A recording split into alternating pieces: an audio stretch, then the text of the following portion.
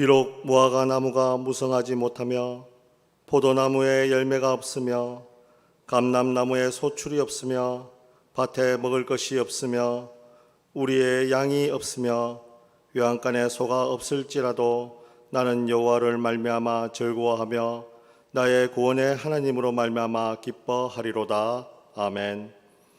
우리 삶의 주인이 되신 하나님 아버지, 예수님의 십자가 보혈로 저희들을 죄와 죽음에서 건져주시고 그 구원의 기쁨을 간직하여 험한 세상 나그네 길을 승리하며 살게 하시니 감사합니다. 지난 한 주간 또 은혜로 살았습니다. 오늘은 그 크신 사랑과 은혜를 생각하며 성수주일을 하나님께 예배를 드립니다. 삼일째 하나님께서 친히 이 자리에 임재하여 주시고 저희들이 드리는 예배를 통하여 영광을 받아 주옵소서. 우리를 구원하시며 언제나 승리의 길로 인도해 주시는 예수님의 이름으로 기원하옵나이다. 아멘.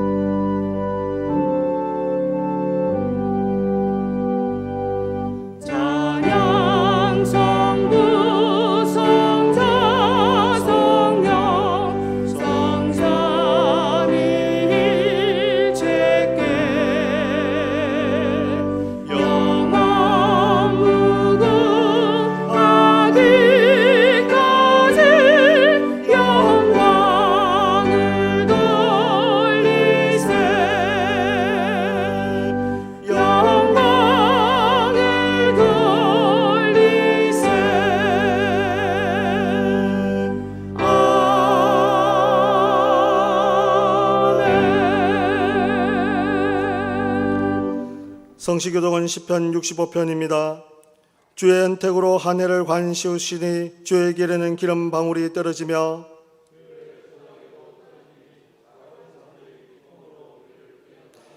초장은 양떼로 옷 입었고 골짜기는 곡식으로 덮였음에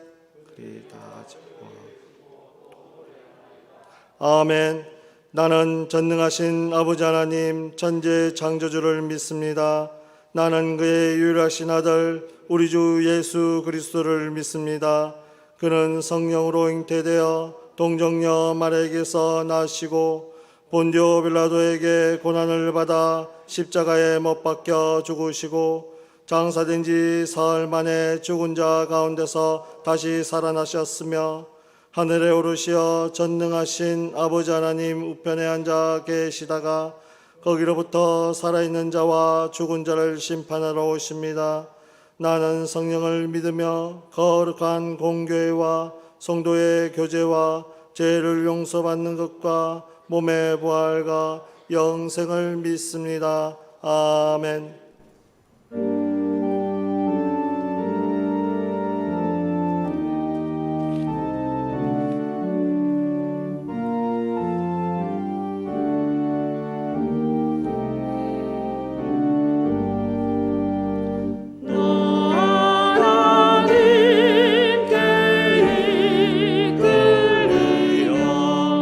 일평생 주 만바라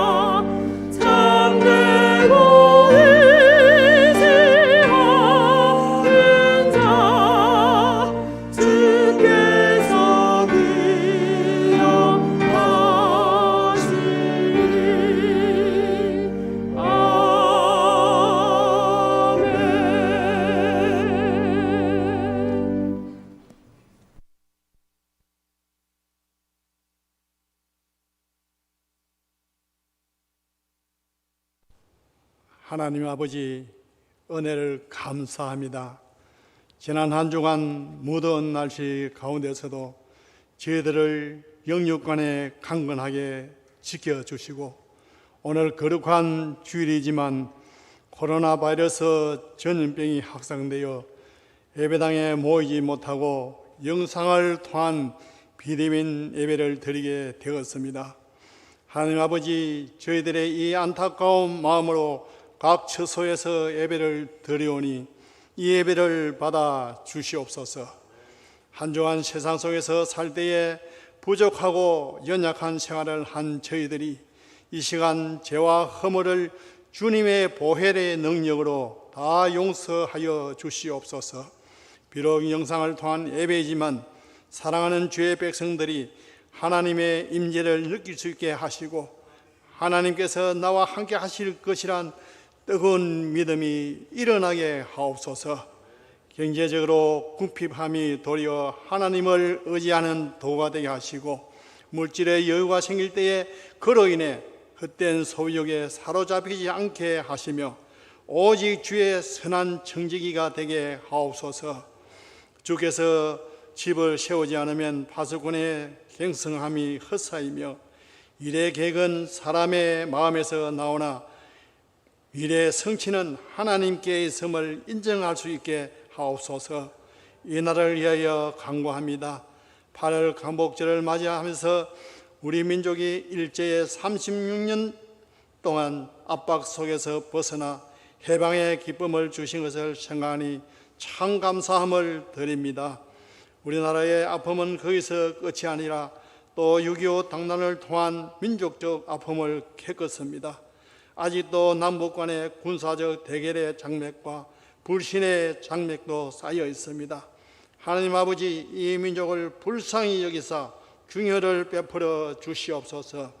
남한과 북한의 대결이 아닌 화합으로 손에 손잡고 하나 될 수 있도록 도와주시옵소서.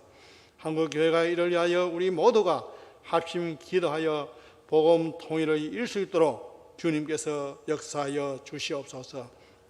그 순환의 역사 속에서도 하나님은 우리나라를 버리지 아니하시고 한국 교회와 성도들을 지켜주셨던 것처럼 하나님께서 이 민족을 지켜주실 걸 말로 다 할 수 없는 그 큰 은혜를 생각하며 감사와 찬송밖에 드릴 것이 없습니다.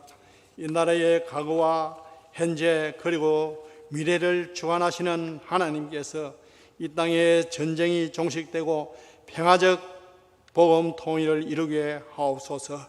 하나님 아버지, 지금 코로나 전염병 확산으로 인하여 여러 가지 제약도 받고 일상생활의 불편함이 너무나도 많습니다. 교회 또한 예배가 완전히 회복되지 못하고 어려운 여건 속에서 예배하는 성도들의 이 예배를 찬송과 기도를 받아 주시옵소서. 하루속히 이 전염병이 종식되어 우리의 일상생활과 교회의 예배가 완전히 회복되게 도와주시옵소서. 교회학교, 여름 성경학교가 코로나로 어려운 가운데 잘 마치게 하신 것을 감사합니다. 앞으로 중고등부와 대학 청년부 수련회도 잘 준비하여 진행할 수 있도록 도와주시옵소서.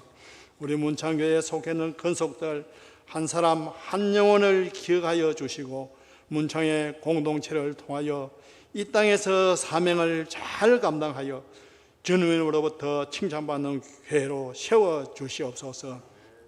교회를 섬기는 교육자들에게 능력을 주셔서 맡은 사역을 충성스럽게 감당하는 주의 종들이 다 되게 하시옵소서. 오늘도 육신의 질병으로 고생하는 성도들과 출타한 성도들, 군복무나 회의에 나가 있는 성도들을 눈동자와 같이 지켜주시고 또한 우리 자녀들의 진로와 취업과 결혼의 길을 활짝 열어주시옵소서. 이 시간 말씀 전하실 이윤수 목사님을 주님 장중에 붙잡아 주셔서 준비한 말씀 선포하실 때에 능력의 말씀으로 우리의 영을 새롭게 하는 은혜의 시간이 되게 하옵소서. 오늘 찬양대 연주를 흠양하시고 듣는 우리들에게 은혜 내려 주옵소서. 예배에 일하여 수용되는 모든 종들을 기억하여 주시고 이 예배를 하나님 영광 받으시기를 바라고 예수님 거룩하신 이름으로 기도드리옵나이다. 아멘.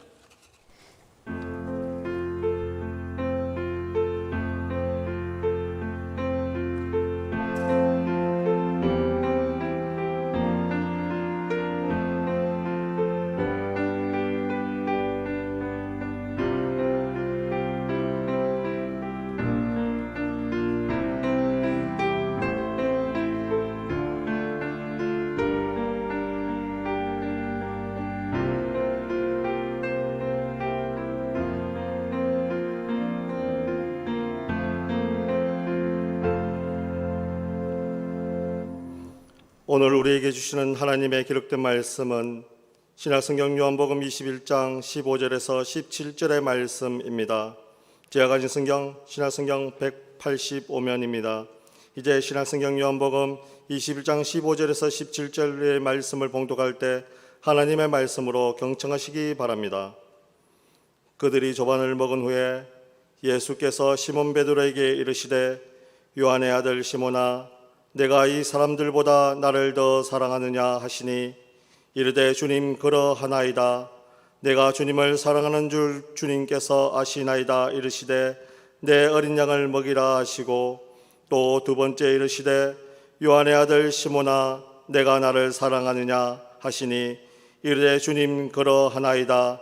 내가 주님을 사랑하는 줄 주께서 아시나이다. 이르시되 내 양을 치라 하시고 세 번째 이르시되 요한의 아들 시몬아 내가 나를 사랑하느냐 하시니 주께서 세 번째 내가 나를 사랑하느냐 하심으로 베드로가 근심하여 이르되 주님 모든 것을 아시오매 내가 주님을 사랑하는 줄을 주님께서 아시나이다. 예수께서 이르시되 내 양을 먹이라. 아멘.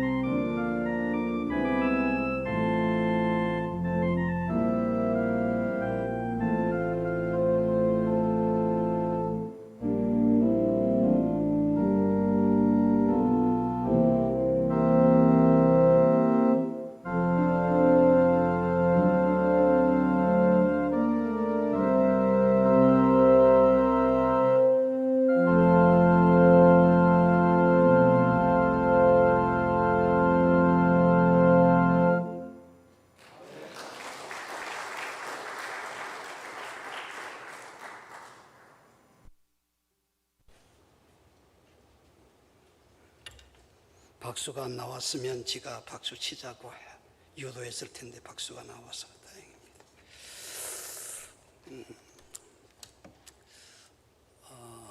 낯선 사람이 서서 말씀을 전하기 전에 주보를 보니까 이윤수 원로 목사라고 돼 있어요. 틀린 건 아니고요. 부산의 성복교회 원로 목사로 지금 되어 있습니다.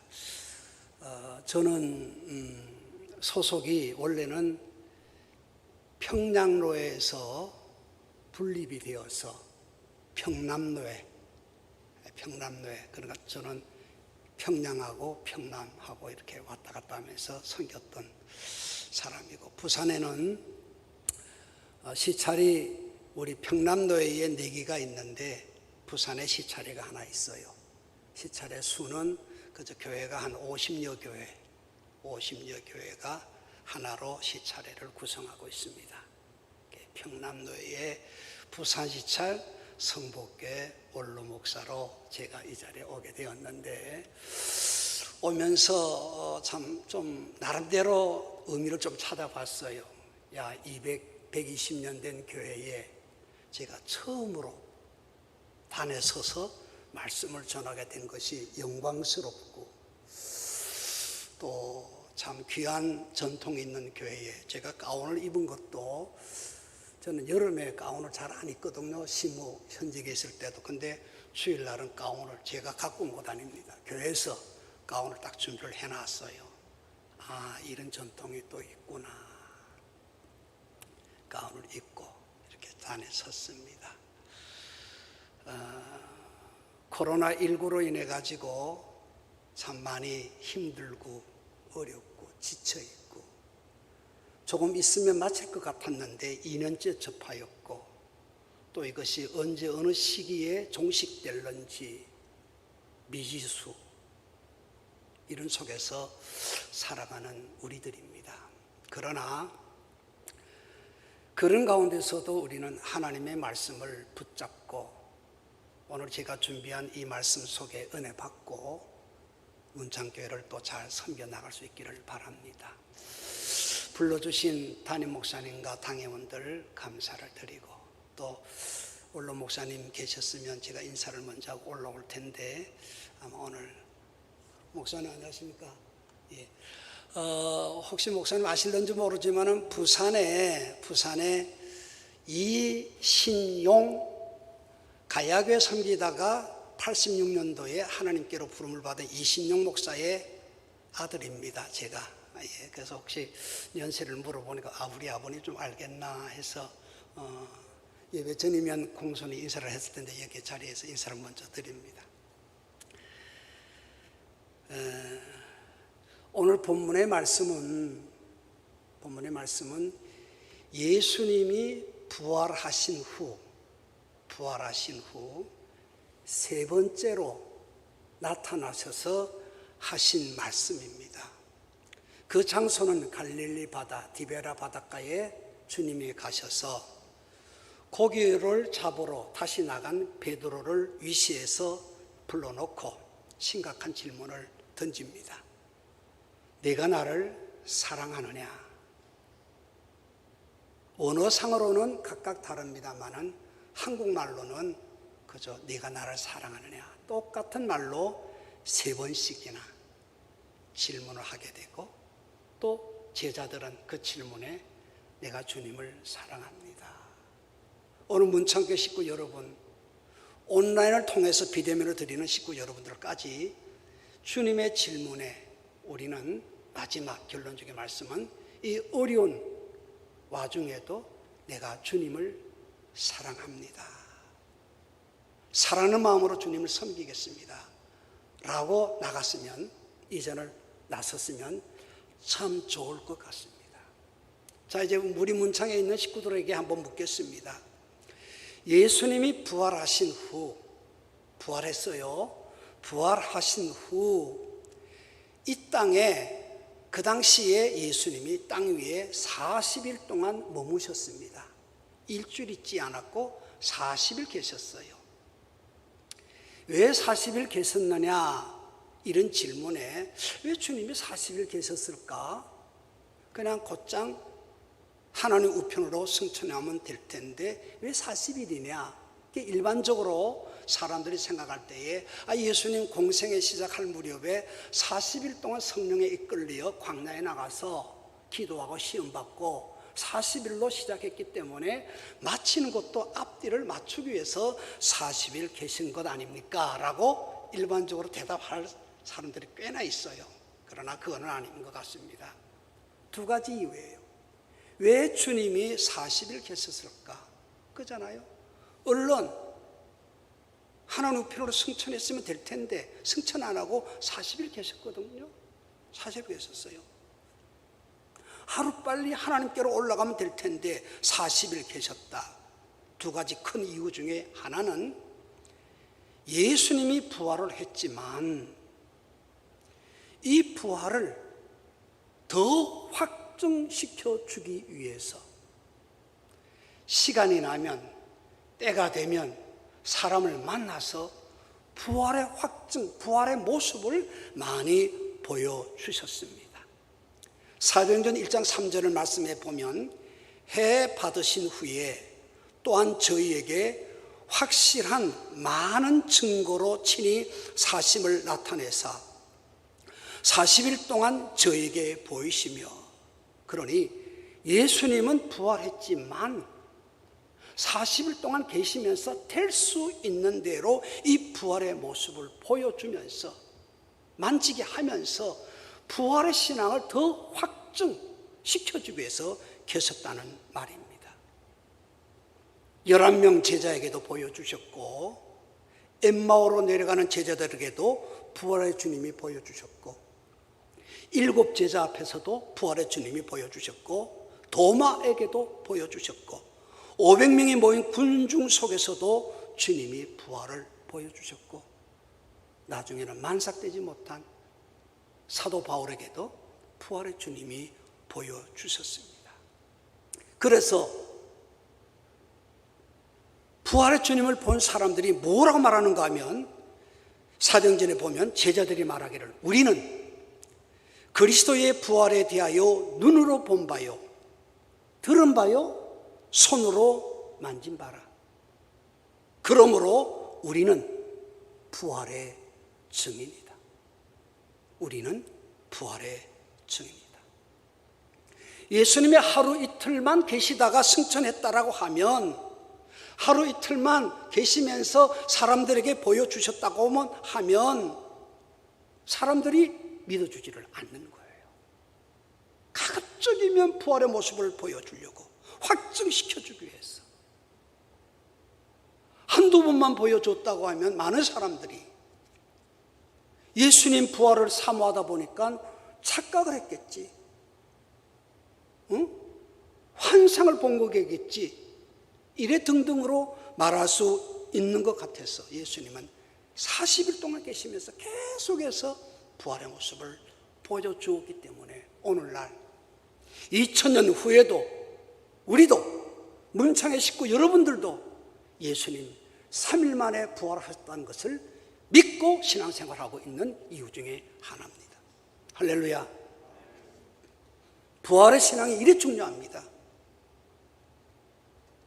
지금 우리는 코로나19 때문에 힘들지만은 그때 그 당시에는 로마 제국의 핍박으로 인해 가지고 더 힘들었어요. 그래서 부활의 신앙이 있기 때문에 그 속에서도 이기며 견디며 믿음을 지키면서 하나님의 뜻을 이루며 나아갔다는 것이 첫 번째 증거입니다. 두 번째는 왜 계셨느냐? 예수님께서 중대한 과업을 맡기고 가는 사명이 남아 있습니다. 예수님 이 땅에 뭐하러 왔습니까? 무엇 때문에 오셨습니까? 온 인류를 위하여 십자가 져주시고 대속해 주시고 부활하심으로 말미암아 우리를 구원하는 이 복음을 완성시키기 위해서 주님은 오셨습니다. 하나님 아버지의 계획에 따라 이 땅에 오셨고 아버지의 뜻에 따라서 그는 사셨고 그는 십자가로 지셨고 그는 죽으셨다가 3일 만에 부활했습니다. 오신 목적대로 우리가 져야 할 십자가 주님이 져셨습니다. 그래서 우리는 영생을 얻었습니다. 죄 용서를 받았습니다. 이제 누구든지 저를 믿으면 멸망치 않고 영생을 얻는 길을 다 만들어 놓았습니다. 예수님께서 십자가상에서 다 이루었다. 한 가지도 부족함이 없이 완벽하게 죄인이 용서받고 구원받고 하나님의 백성 되는 것, 모든 것을 다 이루어 놓았습니다.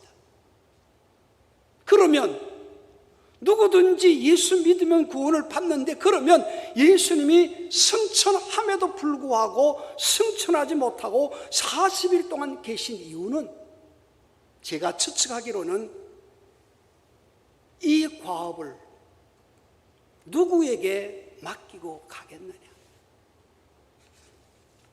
이 과업을 나 대신 누가 대신 해 주겠느냐. 내가 이 땅에 왔습니다. 예수님이 십자가를 지셨습니다. 고통도 당했습니다. 영원한 소망을 주기 위해서 부활도 했습니다. 누구든지 예수 믿으면 구원받습니다. 이거 누가 전달해 줄 사람이 있어야 되지 않겠습니까?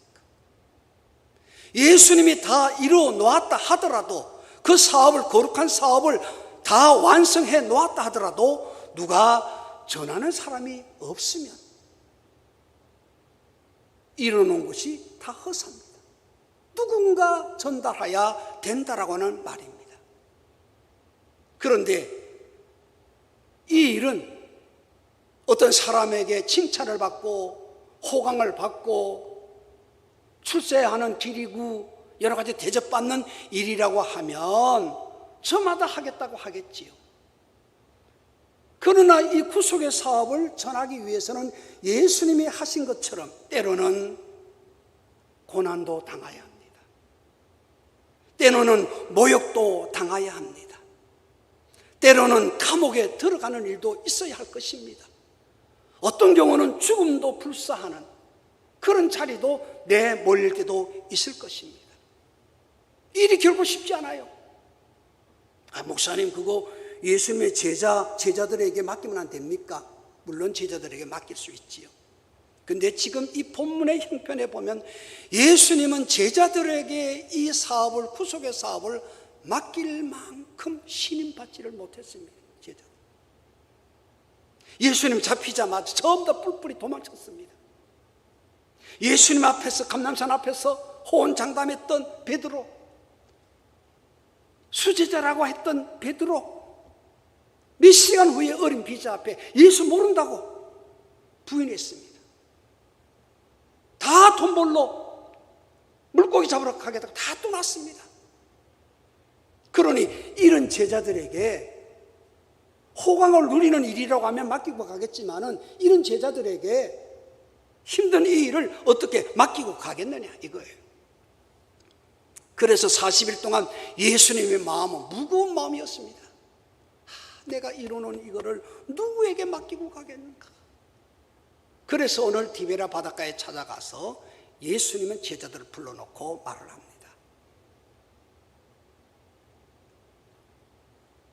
예수님의 일을 하는 것, 구속의 사업을 전하는 것, 이거에 대해서 묻습니다. 나는 너희들에게 지식을 요구하지 않는다.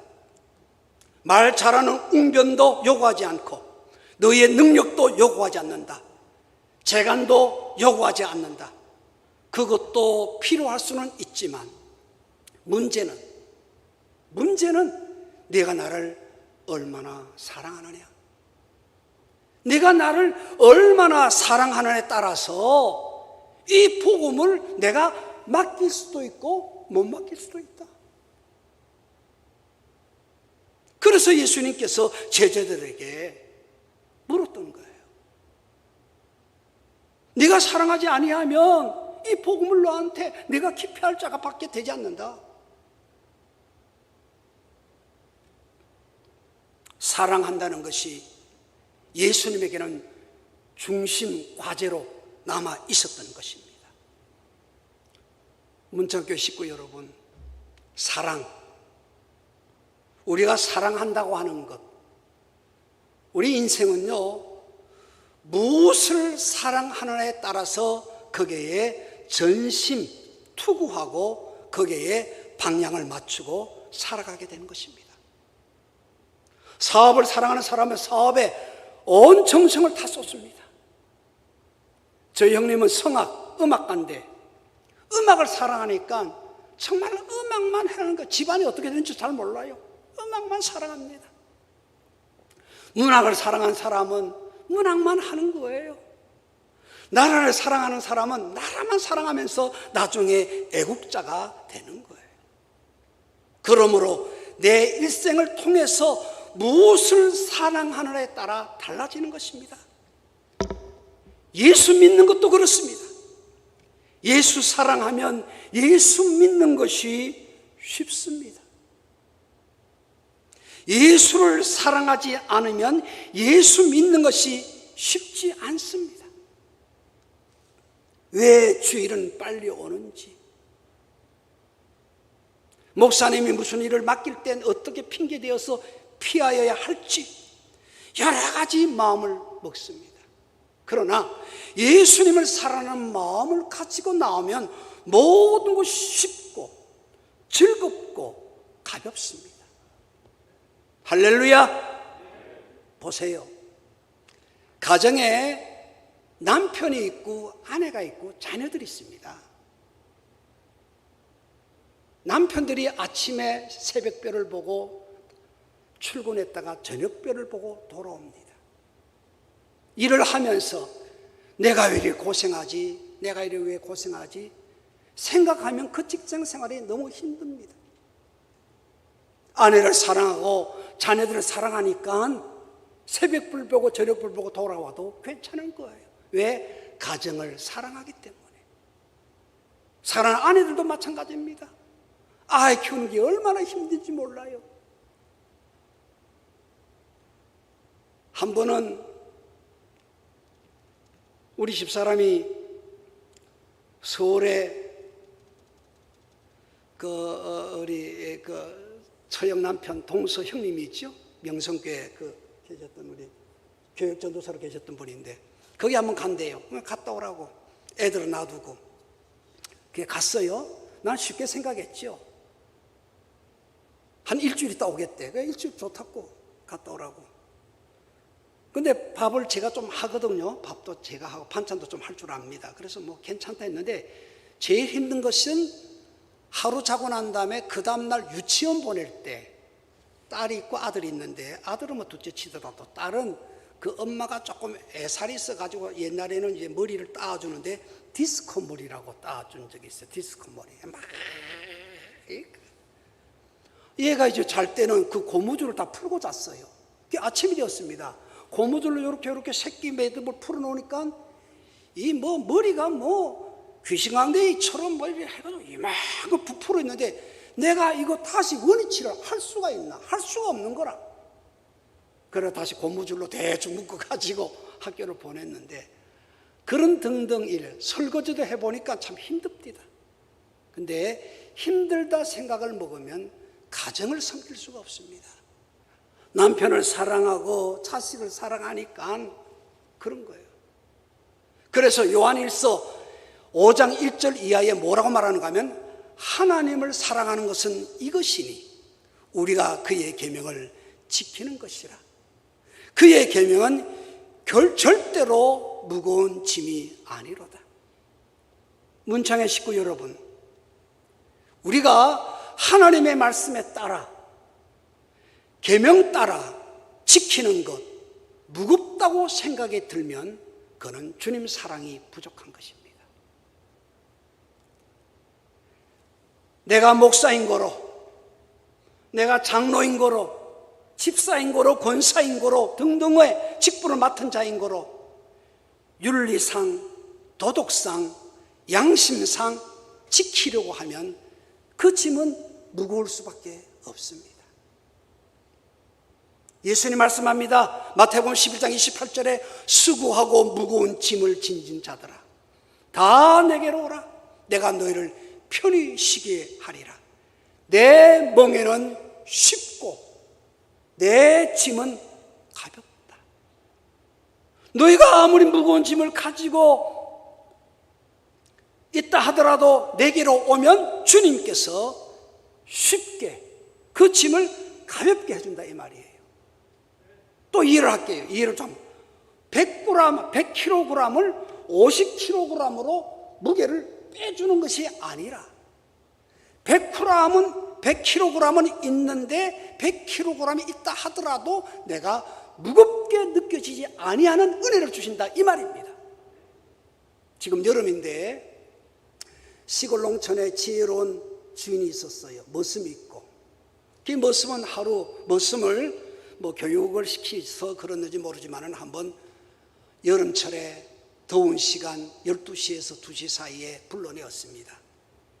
그리고 주인이 말을 합니다. 여보게, 내 심부름을 한번 하게. 여기에 박스가 한 10kg 정도 있는 박스가 2개가 있는데 보자기로 쌌는데 이거를 들고 저 멀리 한 500m 있는 저 큰 고목나무 있지? 예, 그거 한번 돌아오게.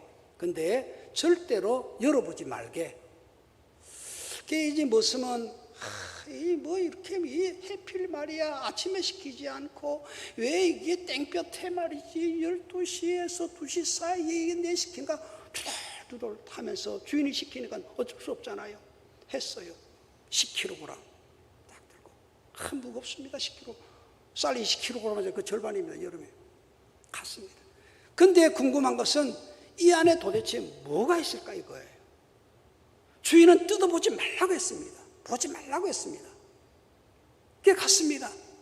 큰 고목나무 뒤로 딱 가자마자 크니까 주인이 안 보이니까 사람이 궁금하니까 한번 봤어요. 살살 열어보니까 이만한 돌들이 그 상자 안에 가득 채워져 있는 거예요. 에게, 이 돌이네, 돌. 아이고, 이거 돌이네, 돌. 그게 다시 묶었어요.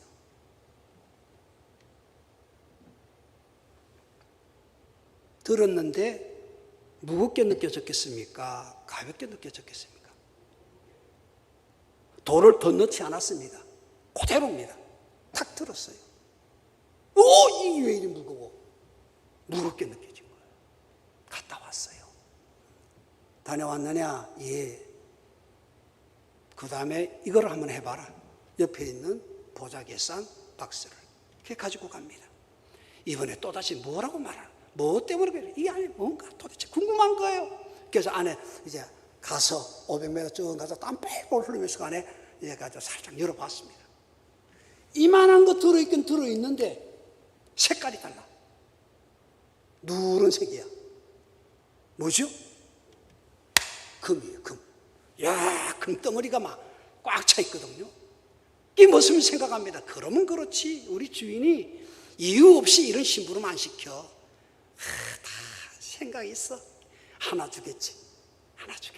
이런 교육을 시켜가지고 하나 주겠지. 딱 쌌습니다. 탁 드는데 경상도 말로 해꼽했어요. 해꼽다라고 하는 말은 가볍다라고 하는 말이거든요. 금을 뺀 것 아닙니다. 그냥 그대로입니다. 가볍게 느껴졌어요. 기 들고 오면서 야, 주인이 한 덩어리 줄 거야. 왜 가볍게 느껴졌겠어요?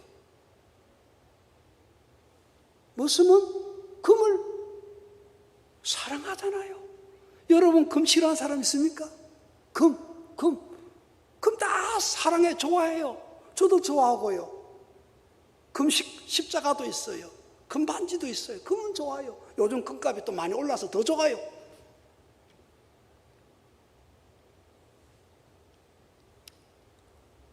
그래서 내가 100kg의 무거운 짐을 가지고 있다 하더라도 주님께 가면 주님께서 50kg의 무게로 만들어준다. 이것이 마태복음 11장 28절의 말씀의 뜻인 줄 압니다. 식구 여러분, 교회에서 장로로, 집사로, 권사로, 교사로 봉사하는 것 시간 내야지요. 시간. 시간 냅니다. 때로는 물질도 내야 합니다. 때로는 노력도 하고 때로는 연구도 해야 합니다. 모든 것들이 힘든 일입니다. 시간 내는 거 힘든 것이죠. 물질 내는 거 힘든 것이죠. 노력하고 연구하는 거 다 힘든 일이지만은 사랑하는 마음 가지고 하면, 예수님 사랑하는 마음 가지고 하면 이것은 쉽고 가벼운 것이다. 가벼운 것이다. 그 주님께서 이 구속의 사업을 누구에게 맡기고 갈 건가? 이 무거운 짐을 누구에게 맡기고 갈 건가? 여기에 대해서 재능도 필요하지만, 웅변도 말 잘하는 것도 필요하지만, 그거 다 필요하지만 그것보다도 더 근본적인 것이 뭐냐? 사랑이다. 너 나 사랑해? 사랑하는 것부터 출발해야 된다. 사랑하는 마음 없이 어떻게 하겠어요? 저도 한 교회에 38년을 섬겼습니다. 우리 교회를 욕하는 것이 아니라 하다 보니까 그런 것이 눈에 보여요. 물질로만 교회를 자꾸만 섬기는 사람은 오래 못 가요. 세상 지식으로 하는 것도 오래 못 가요. 중간에 뒤로 넘어져요. 문제는 여기 계신 분과 온라인으로 드리는 우리 식구 여러분들도 다 합쳐서 함께 사랑하는 마음이 먼저 수반돼야 된다 이 말이에요. 사랑하는 마음부터 먼저 출발되고 난 다음에 재간도 필요하고, 웅변도 필요하고, 지식도 필요하고, 물질도 필요하고, 연구도 필요하고, 노력도 필요하다, 그런 말씀입니다. 이것이 먼저 수반되지 않고서는 아니 됩니다. 예수님이 그런 마음을 가지고 베드로에게 물었던 거예요. 제자들에게도 물었던 거예요. 나 너한테 지식 요구하지 않는다. 너 잘못한 거 내가 묻지도 않는다. 배신한 거 묻지도 않는다. 배반한 거 묻지도 않는다. 도망치고도 묻지 않는다. 이제부터 너 나 얼마나 사랑해?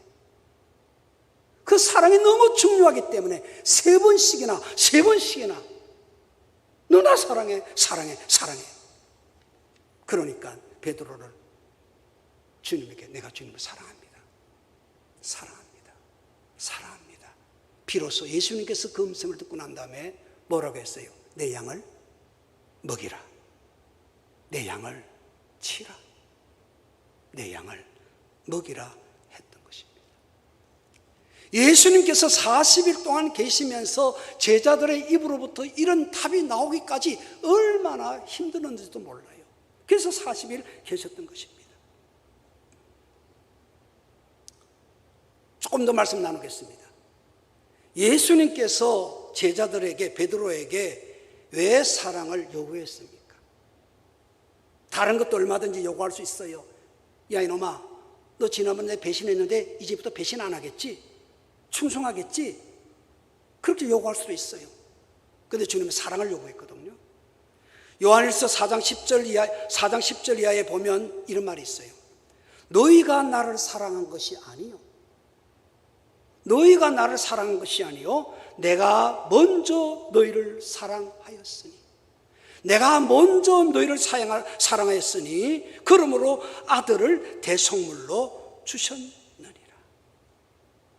내가 하나님을, 예수님을 먼저 사랑한 것이 아니고 하나님이 나를, 여러분을 먼저 사랑하셨기에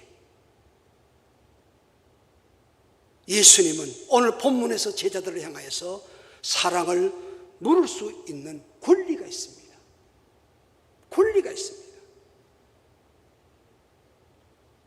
하나님께서 우리를 사랑했는데 어떻게 사랑하셨습니까?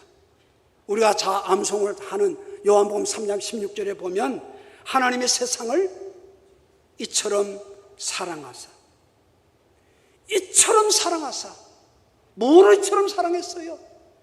이처럼 사랑한다는 말이 무슨 말이에요? 이처럼이 무슨 말입니까? 독생자 주기까지 사랑하셨습니다. 아들 2, 3명이 있는 것이 아닙니다. 독생자 한 명입니다. 어떻게 말하면 하나님 자신이 우리를 사랑하기 때문에 하나밖에 없는 아들의 모습으로 이 땅에 오셔서 그 사랑을 보여주기 위해서 우리를 십자가에 달리게 하지 아니하시고 그분이 친히 십자가에 달리시면서 피를 흘리면서 우리를 사랑하고 구원해 주었잖아요.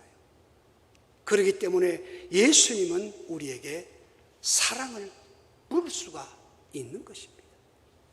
우리가 어떤 자입니까? 우리가 사랑받을 만한 자격이 있습니까?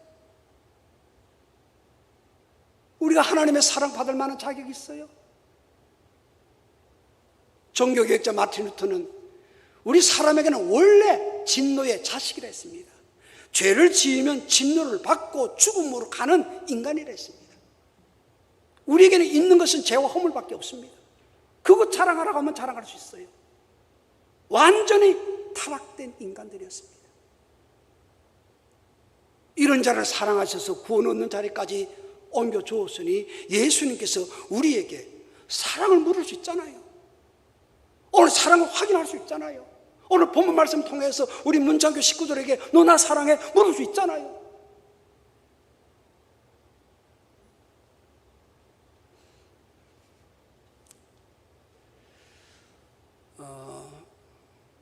말씀 전에 제 부친이 목회를 하던 목사였다고 했습니다. 목사님이었다고 했습니다. 저희 부친은 이제 고향이 이제 이북인데 평양에서 피난민으로 내려와가지고 거제도에서 한 2, 3년 있다가 양정교회 무트로 나와서 초대 목사로 계시다가 동네 중앙교회 거기 한 8년 계시다가 가야교회 하나님께로 가기 전에는 가야교회 한 22년 계시다가 만 70에 이렇게 하나님의 부름을 받았습니다. 그게 아버님한테 들은 이야기예요. 아버님한테 들은 이야기를 여러분들에게 옮겨주는 겁니다. 일제만렵입니다. 목사님 가정에 자녀가 많은데 모두 딸만 8명. 지금은 괜찮습니다만은 지금은 오히려 딸이 있는 것이 더 좋지요. 비행기 먼저 타는데. 근데 과거에는 옛날에는요 딸을 천시했어요. 옛날 어른들이 그렇습니다. 영수 아씨가 다 들으시고 지금은 아니에요. 아닌데. 근데 그대게 딸만 8입니다. 그래서 흔히 여자들끼리 그 시대에 하는 말이 무슨 말인가 하면 여자들을 자기네들끼리 하면서 우리는 몹쓸 것이라고 했습니다. 여자들끼리 서로 주고받는 말. 몹쓸 것. 그만큼 천시를 받았어요. 그렇게. 지금은 아니에요. 지금 절대 아닙니다. 저 욕하지 마세요. 옛날에 그랬습니다. 옛날 어른들이 그랬어요. 그런데 일제만렵에 공출이 심하고 일제가 패망 직전에 막 악을 쓰다 보니까 무슨 무기 될 만한 것은 다 빼앗아 가다 보니까 일제만렵에 그 울산에 목사님 한 분이 목회를 하는데 힘들었습니다. 생활이 어려웠어요. 8명입니다. 그러니 그대에게는 몹쓸 것 딸 8명하고 사모님하고 포함해서 몹쓸 것 9명. 그 다음에 뭐 쓸 거라 할까요? 목사님. 남아 선호 사상이 굉장히 깊었으니까 목사님 한 분 계셨어요. 저도 이제 목회자 자녀로서 아버님 밑에서 이제 살다 보니까 일제만렵이 되니까 교인들이 잘 못 나와요. 잘 못 나와. 그럼 교회가 힘들어. 힘든 것은 목사님의 생활이 힘들어. 그건 나도 많이 느꼈으니까 당연한 거고. 자, 그런 가운데 그 울산에 장로님이 한 분 계신데 그분은 가수를 했어요. 옛날에 어른들 말에 의하면 가수하는 사람 부자고요. 정미수하는 사람 부자입니다. 정미수. 근데 가수하는 장로님이 길 가다가 목사님을 만났어요. 목사님 힘들지요? 하니까 목사님은 뭐라 했는가 하면 안 힘듭니다 이래요. 목회학을 잘 배웠던 것 같아요. 우리 목회학을 배울 때는 아무리 어렵고 힘들어도 성도들 앞에 힘들다 소리 하지 말라라는 것을 우리가 배웠거든요. 저는 그 소신 가지고 목회 철학을 했고요. 어르신들도 다 그렇습니다. 안 힘들다니까 그 장로님이 그 목사님을 이렇게 하면서 목사님 우리 집은 애가 없지 않습니까? 한 명도 없지 않습니까? 남자도 없고 못 쓸 것도 없고 쓸 것도 없는데 그저 우리 부부 2 사람밖에 없는데 그저 목사님 댁에 그저 한 명 정도 우리 집으로 입양시켜주면 잘 키워가지고 학교 다 보내고 대학도 보내고 결혼도 시키고 그래 하겠습니다. 한 사람 입양해 좀 주면 좋겠다고. 그 목사님이 겉으로는 그거 안 된다, 뭐 안 된다 이러면서도 속으로는 은근히 좋았어요. 그때는요, 뭐 자녀들은 밥을 잘 먹습니다. 맞짱 있는 거면 잘 먹어 아무튼. 그래가지고 그 뭐 핑계는 우리 집사람이 허락하면 혹 몰라도 장로님이 집에 가거든 잘 이해 좀 시켜달라고, 사모님 이해시켜서 한 명 입양시켜달라고. 알았다고 갔습니다. 사모님이 물었어요. 여보 아무개 장로님을 만났는데 한 명 입양시켜달란다. 어떡하고? 왜 한 명만 달랍니까? 2명 안 입니까? 3명 안 입니까? 이래요. 아니 한 명. 그래서 한 명은 입양하는 걸로 서로 합의가 됐어요. 그래서 첫째부터 칩니다. 자는 거 8명, 몹쓸 것 8명 자는 걸 머리를 하나 첫째부터 칩니다. 요거 주자, 요거 하니까 사모님 하는 말이 여보 자식으로서 맏자식인데 조금 있으면 결혼하게 되고 사위도 보게 될 텐데 어떻게 얘를 주는가? 걔는 못 준다. 그래, 2번째 주자. 2번째 주자니까 사모님 한 말 하니 겨울이 되면 내가 신경통이 도져가지고 꼼짝 달싹 못하는데 그때는 이 둘째가 건강해서 물도 깊고 설거지도 잘하고 밥도 잘하는데 얘 없이는 나 못 삽니다. 밥 못 해줍니다. 그러니까 목사님 가만 생각하고 그렇다 하잖아. 그렇네. 3번째 주자. 여보 이 아이는요 오늘 겨울방학 했는데 우리 집 몹쓸 것 8명 가운데서 제일 머리가 좋은가 봐요. 오늘 통신표 갖고 왔는데, 통신표 아시죠? 성적표. 통신표 갖고 왔는데 올 수, 요즘 말로 하면 올 A. 어떻게 얘를 줍니까? 올 수인데 쪽제비 잡아가지고 꼬리도 잘라주는 격이지. 그래 머리 좋은 거 줄 게 있나? 머리 나쁜 거 중에 좋지. 3번째도 안 된다 했습니다. 4번째 주자 했더니 사모님 하는 말이 얘는요 날 닮아서 제일 예뻐요. 날 닮아서 제일 예뻐요. 어떻게 예쁜 거 줍니까? 그렇네. 5째 주자 하니까 5째 주면 우리 집안 콩가루 집안 됩니다. 얘가 우리 집안의 군기반장입니다. 당신의 아들 교육시킵니까? 내가 교육시킵니까? 얘가 5째가 교육을 시킵니다. 군기반장입니다. 그렇네. 6번째 주자. 6번째 주자니까 겨울이 되면 지나가는 감기, 몸살, 유행감기 뭐 이런 거 다 얘를 통해서 다 지나갑니다. 그러니 병든 거 주웠다고 욕합니다. 그렇네. 7번째 주자. 저도 아버님한테 들은 거를 메모했으니까 아버님도 어디서 죽고 들은 건가 봐요. 잊어버렸대. 나도 잊어버렸다는 아버님 말에 따라서 7번째는 저도 잘 모르겠습니다. 8번째 주자. 사모님이 등 탁 돌리더만은 뭐라고 말하는가 하면 막둥이만큼은 줄 수가 없다. 제가 말하고 싶은 것은 목사님 가정에 8명, 옛날 어른들이 몹쓸 것이라고 이름을 붙였지만 오늘날 우리도 다 몹쓸 것들이에요. 죄와 허물로 가득 찬 우리 다 몹쓸 것들입니다. 몹쓸 것들이에요. 그러나 부모의 마음으로 볼 때는 이 아이를 한 명도 줄 수 없다는 거예요. 이래서 못 주고 저래서 못 주고 저래서 못 주고 이래서 못 주고 한 명도 줄 수 없다는 거예요. 그러니 예수님께서, 하나님께서 오늘 우리에게 몹쓸 것이라 할지라도 세상에 한 명도 빼앗기지 아니하겠다, 그런 뜻으로 사랑을 물어볼 수 있지 않느냐. 몹쓸 것입니다. 못된 것만 있습니다.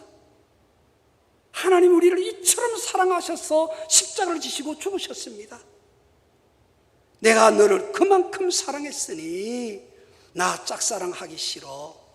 이 질문에 답을 좀 해줘. 문창의 식구 여러분들도 이 질문에 이전을 나서기 전에 답을 주는, 내가 주님을 사랑합니다.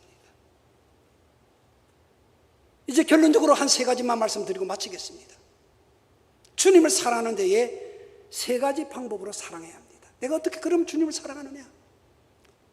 보통 교우들은요, 첫 번째로 자기를 위해서 주님을 사랑하는 사람이 있습니다. 내가 잘 되면 주님 사랑하고, 내가 건강하면, 출세하면, 우리 가정이 형통하면 주님을 사랑하는 것. 자기를 위해서 항상 그 중심에 보면 자기 중심이 있는 거예요. 이런 사람들의 신앙은요, 기복신앙입니다. 잘 되면 하나님 사랑. 그건 아니지 않습니까? 과거에는 내 근심, 걱정을 열어달라고 했으나 이제는 내가 주님께 걱정, 근심 드리지 않겠다고 하는 것, 이거 주님 사랑하는 겁니다. 과거에는 내 고통을 덜어달라고 했지만 이제는 내 자신이 고통스럽게 해드리지 않겠다고 하는 것이 주님 사랑하는 것입니다. 과거에는 내 슬픔을 위로해주고 내 눈물을 씻어달라고만 요구했으나 이제부터는 내 자신이 하나님을 슬프게 해드리지 않겠다고 다짐하는 것이 주님 사랑하는 것입니다. 이제는 내가 먼저 주님의 요구를 응해 드리겠다라고 하는 것이 주님 사랑하는 사랑의 방법입니다. 두 번째는 주님을 사랑한다고 하면 주님을 사랑하는 것도 사랑해야 합니다. 넓게 말할게요. 주님은 흑인만 사랑했습니까? 주님은 백인만 사랑했습니까? 주님은 우리 아시아인 황인종만 사랑했습니까? 주님은 있는 사람만 사랑했습니까? 없는 사람만 사랑했습니까? 병든 사람만 사랑했습니까? 건강한 사람만 사랑했습니까? 주님은 모두 다 사랑했습니다.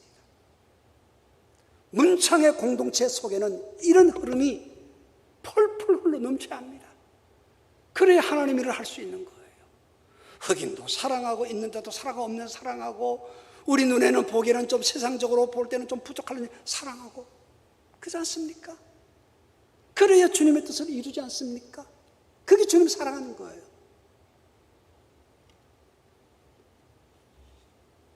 마지막 또 주님을 사랑하는 하나가 있습니다.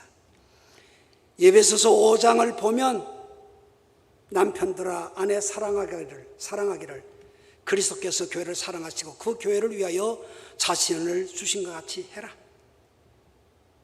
예수님이 우리 교회를 얼마나 사랑했냐면 자기 목숨을 던지면서 교회를 사랑했습니다.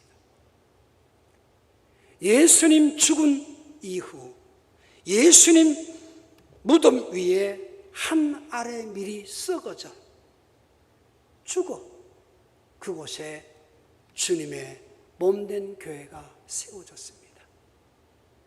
우리는 그것을 가리켜 초대교회라고 합니다. 그 초대교회를 시발로 해서 오늘날 문창교회도 세워졌습니다. 제가 섬기는 교회도 세워졌습니다. 교회라고 하는 싹이 나타났고 피어졌습니다. 주님은 말합니다. 이 교회를 가리켜서 내 교회다. 부활의 주님 말합니다. 이 교회를 가리켜서 내 교회다. 우리는 주님의 교회를 주인 의식을 가지고 교회를 섬기는 직책이지 내 교회는 아닙니다. 주님의 교회입니다. 할렐루야. 여러분, 문창교회가 아무리 역사가 깊고 한국에 있는 모든 교회가 뭐 깊고 뭐 여러 교회가 있지만은 그 모든 교회들은 주님의 교회입니다. 내 교회가 아닙니다. 그래서 주님은 사랑하는 것은 이 교회를, 문창의 교회를 주인 의식을 가지고, 주인 의식입니다. 청지기 의식입니다. 가지고 섬기고 봉사하는 것이 주님을 사랑하는 것이라는 것입니다. 말씀을 맺겠습니다. 우리는 그의 지체로 부름을 받았습니다. 지체로 부름을 받았습니다.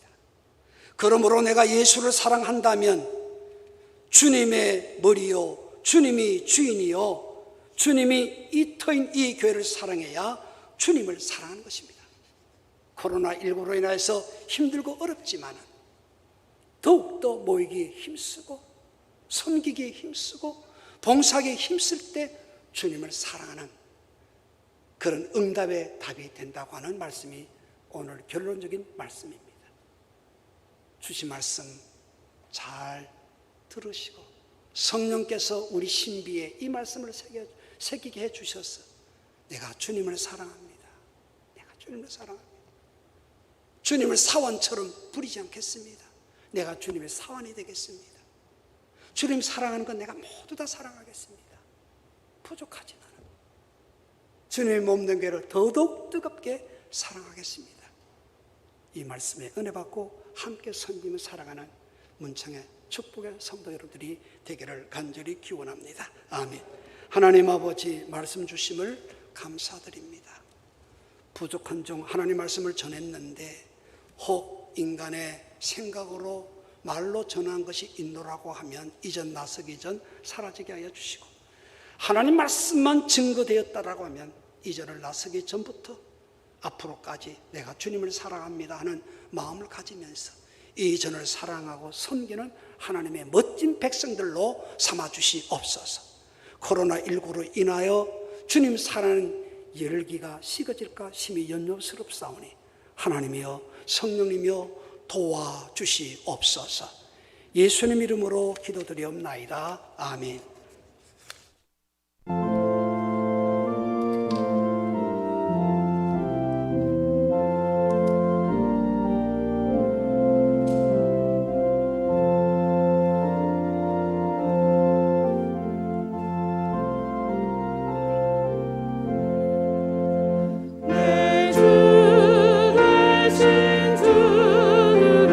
참 사랑하노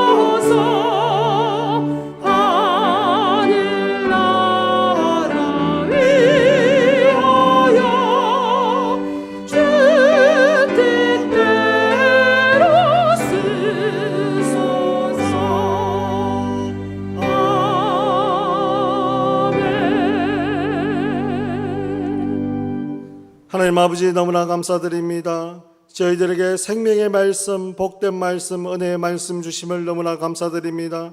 아버지께서 우리에게 주신 말씀에 의지해서 세상의 빛으로 소금으로 그 우리에게 맡겨주신 모든 일들을 잘 감당할 수 있도록 주여 우리를 붙잡아 주시옵시고, 또한 코로나19로 인해서 어렵고 힘든 가운데 있습니다. 또한 한자리에 모여서 예배드리지 못하고 정말 뿔뿔이 흩어져서 온라인으로 예배드리는 이 상황 속에서도 오직 그리스도만 바라보고 하나님만 바라보고 그 은혜만 잡을 수 있도록 주여 도와주시옵소서. 아버지, 정말 우리가 무엇을 바라야 되겠습니까? 우리가 무엇을 보아야 되겠습니까? 아버지, 어디로 가야 되겠습니까? 정말 이렇고 어렵고 힘든 이 시기에 정말 오로지 주님만 바라보고 어렵고 힘든 이 시기들을 이겨낼 수 있도록 주여 도와주시옵소서. 주님 앞에 작은 정성 내어놓습니다. 하나님 쓰이는 곳곳마다 주님의 나라가 임할 수 있도록 도와주시옵시고, 아버지, 하나님 아버지, 그 바친 손길 주님께서 기억해 주셨다가 필요한 모든 것들로 채워주시옵소서. 예수님 이름으로 기도드리옵나이다. 아멘.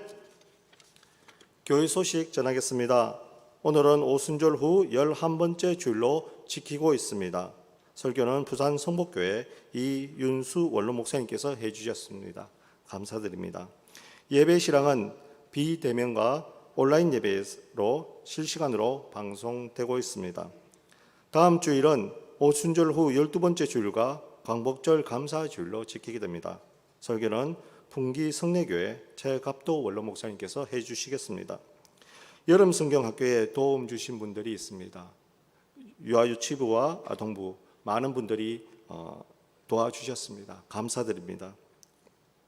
수요 예배 특성은 코로나19 확산으로 인해서 당분간 쉬게 됩니다. 비인가된 성경 공부는 금지하고 있습니다. 내용이 전혀 기존 교회의 교리와 다른 경우가 많이 있습니다. 꼭 담당 목회자들과 상의해 주시기 바랍니다. 주일 오후 예배는 가정 예배로 드리시기 바라며 순서지는 교회 입구와 홈페이지에 비치되어져 있습니다. 코로나19 극복을 위해서 항상 기도해 주셨으면 좋겠습니다. 교회 헌금 계좌 참고해 주시고, 또한 교회 학교 여름 행사가 아직 남아 있습니다. 중고등부와 대학 청년부가 남아 있습니다. 부서를 위해서 많은 기도와 관심 부탁드리겠습니다. 새벽기도 매일 성경 통독 참고해 주시고, 수요 예배 기도 순서 참고해 주시기 바랍니다. 날 구원해 주신 감사 찬양 드리시고, 이윤수 원로 목사님께서 축도해 주심으로 예배를 마치겠습니다.